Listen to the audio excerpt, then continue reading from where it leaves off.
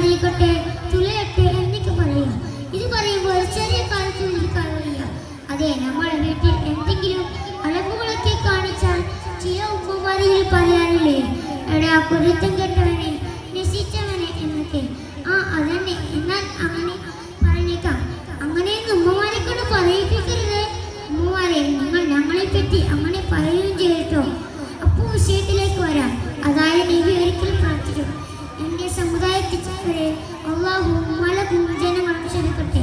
ഇത് കേട്ടവർ നബിയോട് ചോദിച്ചു. അപ്പോൾ നബി സല്ലല്ലാഹു അലൈഹി വസല്ലം തങ്ങൾ എന്തു പറഞ്ഞു? നബീന ആശയക്കാരാണവർ, പുത്തൻ ചിന്തകൾ വ്യാജമായി നിർദ്ദിച്ച് പ്രചരിപ്പിക്കുന്നവർ. കൂട്ടുകാർക്ക് എന്ത് മനസ്സിലായി? നമ്മുടെ നാട്ടിലല്ലേ കുറെ